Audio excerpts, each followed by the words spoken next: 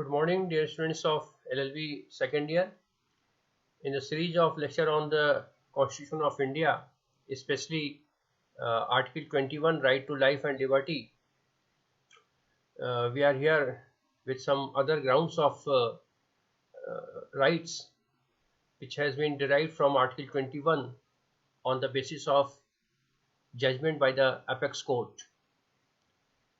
पिछले लेक्चर में जैसा कि आपने देखा कि मैं राइट टू बेल पे बात कर रहा था और राइट टू बेल में Babu Singh versus state of UP का केस हमने डिस्कस किया था और उसके बाद ये चर्चा की थी कि किस तरह से राइट टू बेल को आर्टिकल 21 का एक एसेंशियल पार्ट बनाया गया by the judgment of supreme court, जबकि इससे पहले ये माना जाता था कि नॉन बेलेबल केस में वारंट बेल हो ही नहीं सकता।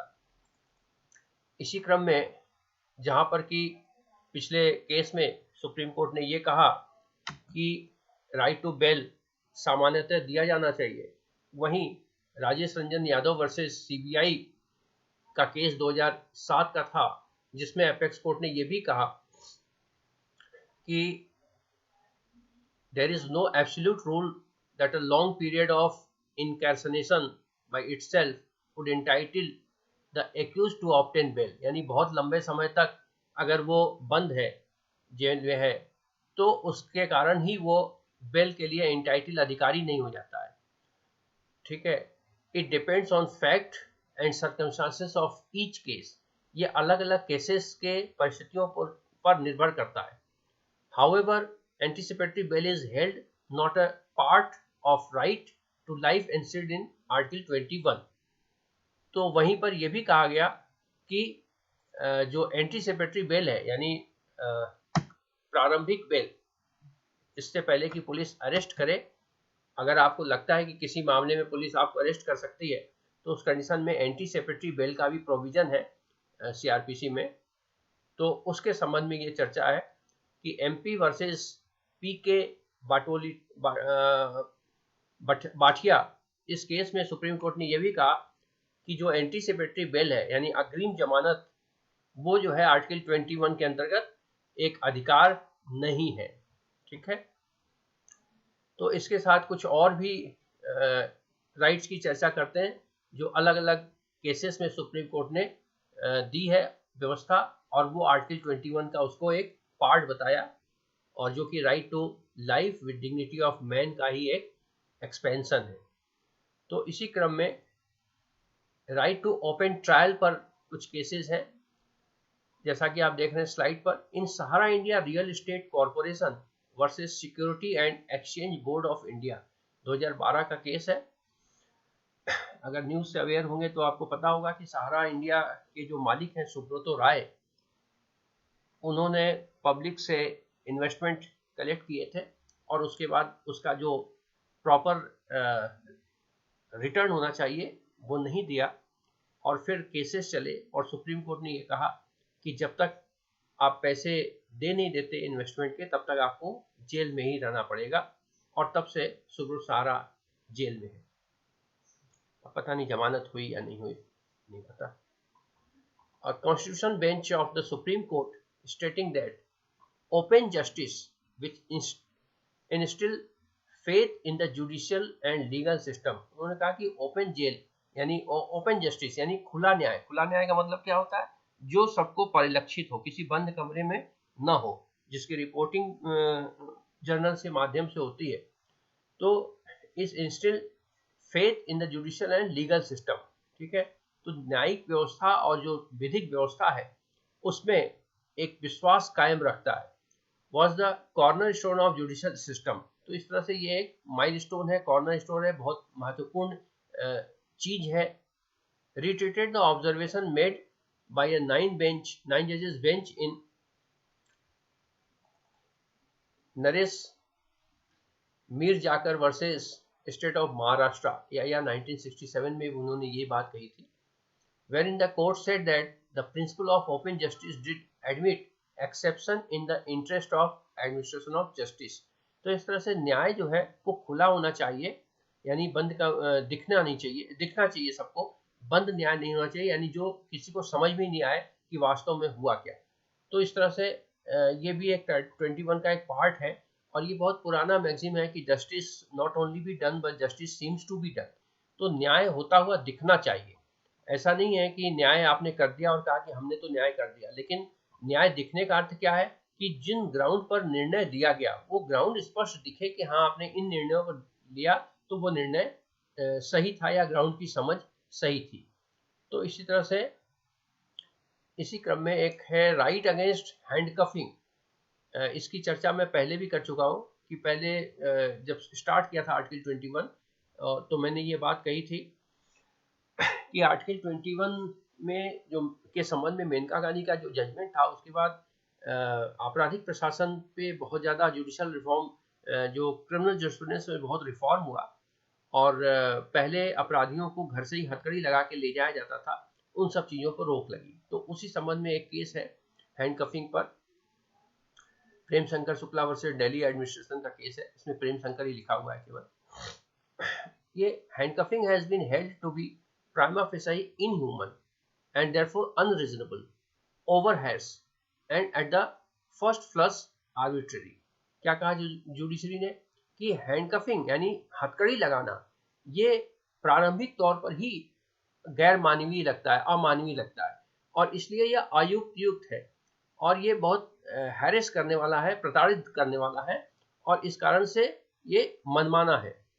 It has been held to be unwarranted and violative of article 21। ये कहा कि इसकी कोई आवश्यकता नहीं है, और ये ऐसा करना आर्टिकल 21 के जो पर्सनल लिबर्टी है उसका वायलेशन है, एक तरह से उसका उल्लंघन करना है। तो क्या कहा प्रेमशंकर शुक्ला के केस में, देख लेते हैं। In Premshankar versus Delhi administration EIR 1980, the supreme court by majority struck down para 26.22 of the Punjab Police Rules 1934। यानी पंजाब पुलिस रूल्स 1934 के पैरा नंबर 26.22 को उन्होंने स्ट्रक डाउन कर दिया, गैर संवैधानिक घोषित कर दिया। क्यों? क्योंकि as violative of article 14, 19 and 21, क्योंकि ये आर्टिकल 14, 19 और 21 का उल्लंघन करता था। कैसे उल्लंघन करता था? Para 26.22 of the rules provide that every under trial who was accused of a non-bailable offence punishable with more than 3 years prison term would be routinely handcuffed। यानी इसमें इस पैरा में ये प्रोविजन था कि ऐसा कोई भी व्यक्ति जो कि 3 साल या उससे अधिक की सजा के प्रावधान के अंतर्गत अंडर ट्रायल है, तो उसको आवश्यक रूप से हैंडकफिंग यानी हथकड़ी लगाया जाएगा, हथकड़ी लगाकर ही ले जाया जाएगा। क्योंकि अक्सर आप देखेंगे कि जब कोई अभियुक्त जेल में होता है या अंडर ट्रायल जेल में होता है और उसकी ट्रायल चल रही है, तो उसे कोर्ट में पेश होना होता है, और जब जेल से कैदियों को लाया जाता है पेश करने के लिए, तो एक बड़ी सी नीले रंग की गाड़ी होती है जो जेल से कोर्ट तक आती है, कोर्ट के बाहर खड़ी रहती है। तो उसमें कैदियों को बैठा के लाया जाता है और फिर कोर्ट के सामने पेश करना पड़ता है। तो पहले क्या होता था कि उन कैदियों को जेल से निकलते समय ही हथकड़ी लगाकर ही उस गाड़ियों में बैठाया जाता था और फिर हथकड़ी लगा के ही उसको पेश किया जाता था। तो पंजाब पुलिस रूल्स में ये व्यवस्था भी थी इसके संबंध में कि अगर वो 3 साल से अधिक का मतलब कि हीनियस क्राइम हो गया, तो जो भी गंभीर अपराध के मामलों में अंडर ट्रायल्स है उनको हथकड़ी लगाकर ही लाया ले जाया जाएगा, ये व्यवस्था थी। The court ruled that handcuffing should be restored to only when there was clear and present danger to escape। इन्होंने कहा कि कोर्ट ने ये कहा कि हथकड़ी केवल उन मामलों में लगाया जाना चाहिए जिसमें कि स्पष्ट रूप से किसी कैदी के भाग जाने की संभावना हो। ये नहीं कि हर मामले में हर कैदी को जो सिंपली वो कोर्ट में आने से मना नहीं कर रहा या किसी तरह का उससे भाग जाने का कोई खतरा नहीं है, तो वहां पर भी आप जो है उसको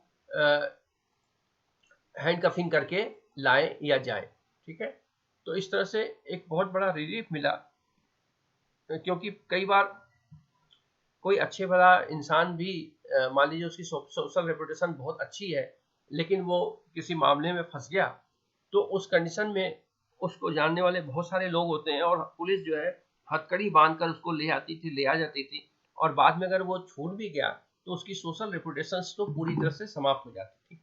तो ऐसे कंडीशन, हाँ, इसमें ये जरूर है कि हार्डकोर क्रिमिनल और नॉर्मल कंडीशन में केवल किसी के खिलाफ एफआईआर लॉन्च हो जाने से ही उसको हम क्रिमिनल नहीं कह सकते।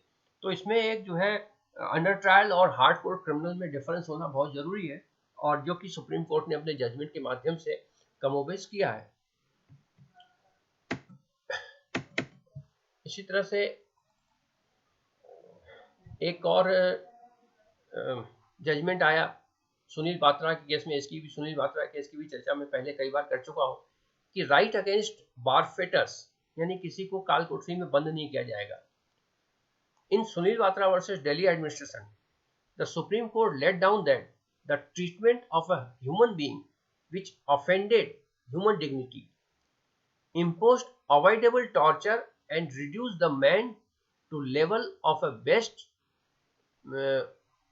would certainly be arbitrary and could be questioned under Article 21 and Article 14. तो ये कहता है सुप्रीम कोर्ट कि कोई कैदी भी अगर है, सुनील पात्रा केस में ये कहा कि अगर कोई कैदी भी है, लेकिन अगर तो उसके कैदी होने मात्र से उसके मानवाधिकार समाप्त नहीं हो जाते, और ऐसे कंडीशन में उसका जो कोई भी ऐसा ट्रीटमेंट जिससे कि उसकी मानव गरिमा को नुकसान पहुंचता हो, ये जो है 21 और 14 का उल्लंघन है। तो इस तरह से जो उसका जो टॉर्चर है उसको कम करना चाहिए, उसको अवॉइड करना चाहिए। अगर कोई इस तरह से किया जाता है तो निश्चित तौर पर आर्टिकल 21 और 14 के आधार पर उसको चुनौती दी जा सकती है। तो